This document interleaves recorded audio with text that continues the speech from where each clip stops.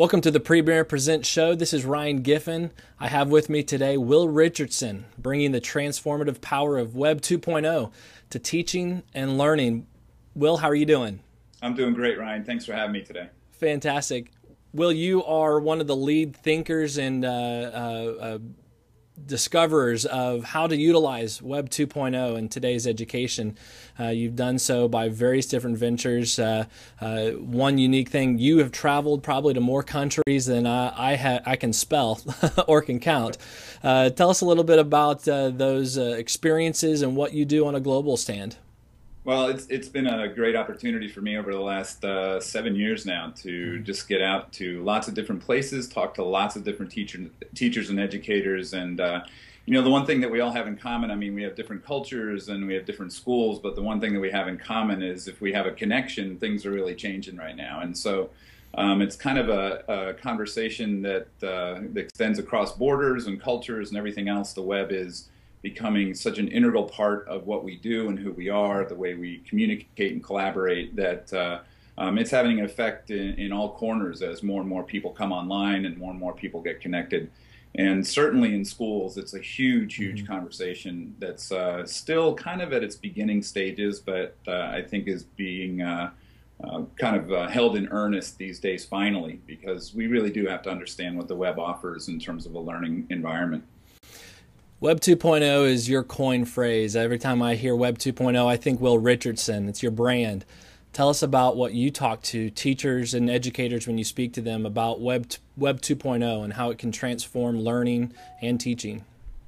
Yeah, you know, Web 2.0 predates me, but I happen to be back there in the kind of caveman days of blogging. You know, I've had my blog now for 11 years, so there weren't too many of us who were really experimenting and playing in these spaces back when I started. I think the big thing about the web right now, Web 2.0, whatever name you want to give it, is this idea of connection, and is this idea that if we have access and if we know what to do with it, then teachers and knowledge and information are at our fingertips. And that in and of itself, that abundance of information that we have right now and that abundance of potential teachers changes the way we look at schools. It has to. It's going to force us, whether we like it or not, to begin to rethink what we do in classrooms, to rethink the roles that we have in kids' lives and in our communities. And it's a pretty, like I said before, a pretty big conversation. There are a lot of challenges that over the next 10 or 15, 20 years, schools are going to have to navigate.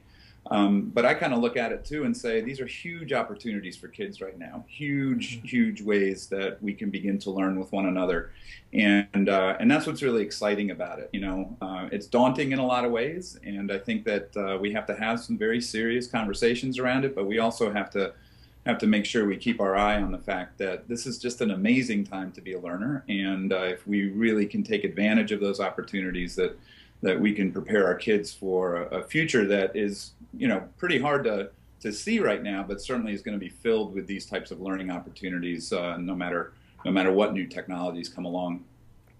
You're also an expert, excuse me, you're also an expert in school change. Right now we're up against a global market and comparing to other countries to our education system, and sometimes our lack of performance, regardless of how we measure those standards or measure the performance there. What is your philosophy and your take that you can bring to teachers across America about school change that will kind of further us into the 21st and 22nd century?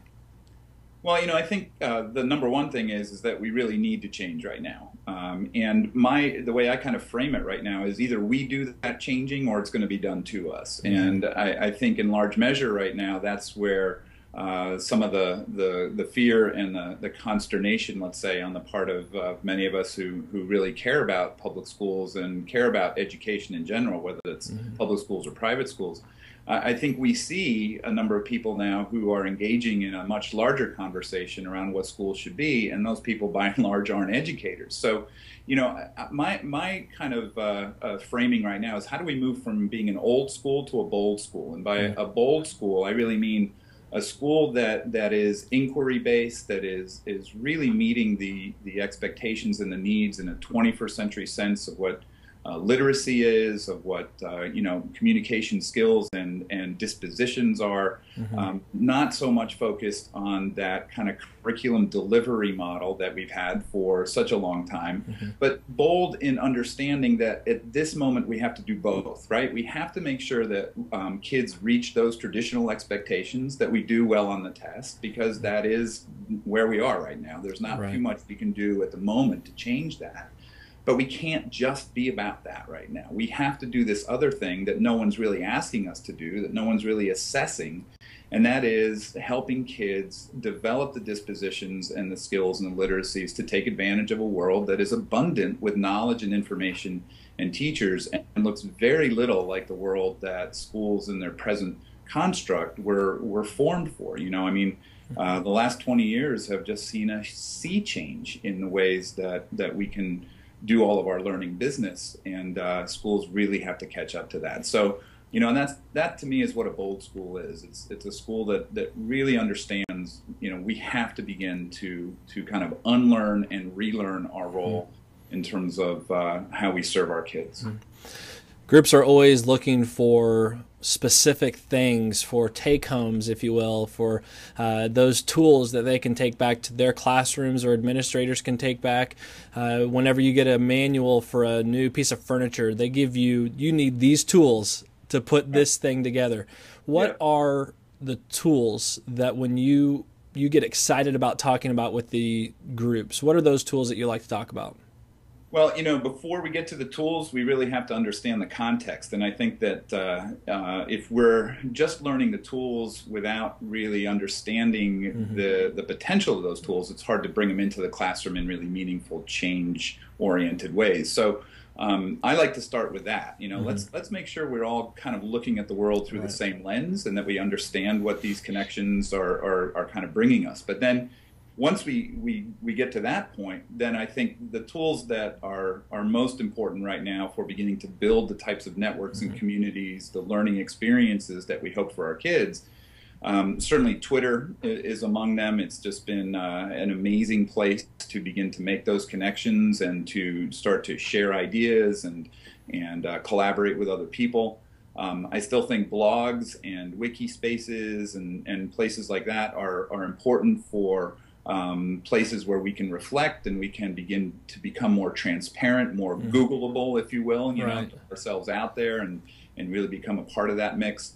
And then, there are all sorts of these other types of information curation tools and multimedia tools, and now even gaming, which is just kind of exploding right in front of us. So there's never a shortage of places to go talking about the different types of technologies we can bring into the classroom. But I think it really starts with, do we understand the larger picture around how those tools connect us, that they're not just about creating, they are really about connecting us and helping us collaborate with lots of other people.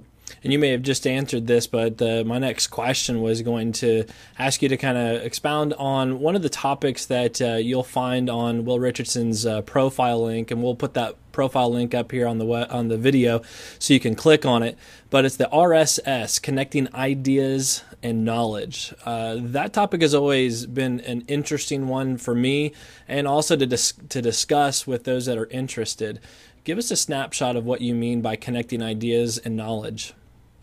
Well, right now I think that one of the most interesting verbs online right now is the verb to curate. And that's been something, obviously that verb's been around forever, but now it's taken on a kind of a different context. And it is about this idea that we have so much information, we have so much access to knowledge, that unless we have a literacy around how we kind of pull that in, how we manage it, how we share it out and go through that curation process, if we don't have that, I think it's really difficult to kind of feel not to feel overwhelmed at the moment, right? So I think RSS is just one of those many tools that we can use to bring knowledge to us, to bring information to us, and then we have to have those skills and literacies to make sense of that stuff. And it's a great tool for really narrowing down the relevance of the information that we're exposed to, the kind of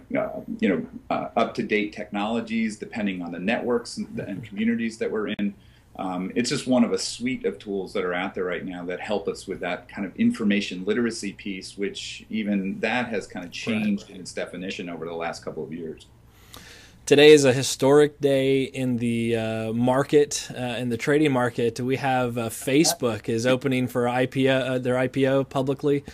Yeah. What are your thoughts on how Facebook can play a role in education, if at all? Yeah, I have mixed feelings about Facebook. To be honest with you, it's not a big part of my kind of learning life. And that's not to say that it isn't for other folks, but Facebook is the place where I go maybe just a couple of times a week to kind of check into my friends, to the people who I associate with regularly who aren't in my education space. It's kind of, the place I go to see family members and Right. friends from college, just like most people do. But that's not to say that there aren't some people out there who are using Facebook in educational settings as well. I think it's going to be really interesting to see. I think time will tell whether or not Facebook is the one that kind of sustains itself over the next few decades or whatever. Sure. I'm sure it's going to go away quickly, but it's just so everything changes so quickly right now that I think I'm not investing. That was my next question.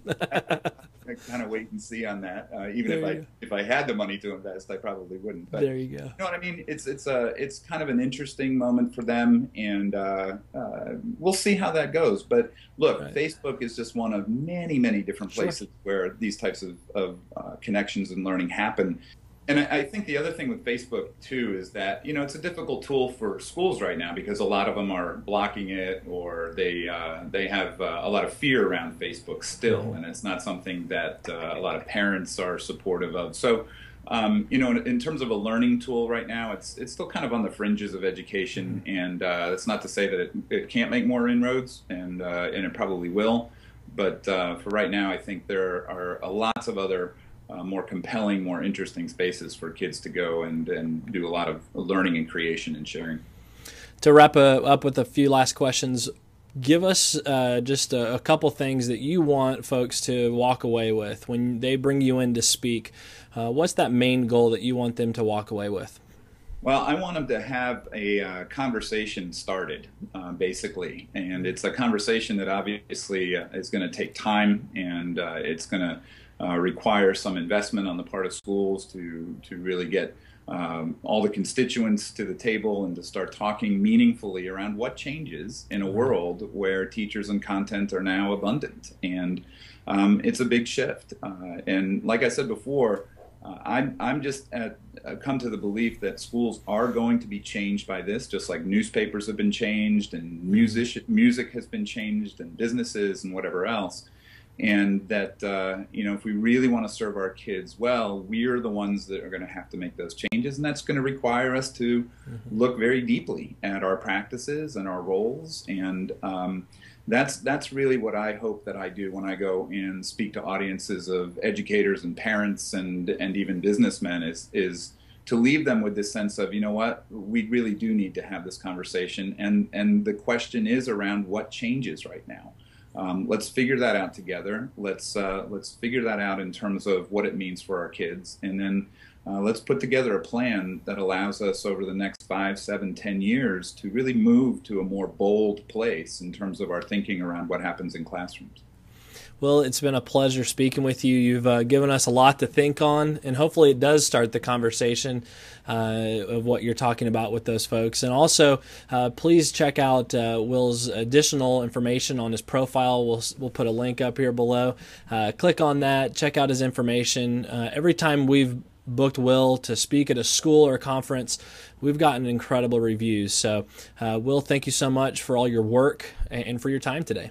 My pleasure, Ryan. Thanks very much. Have a great Thank you.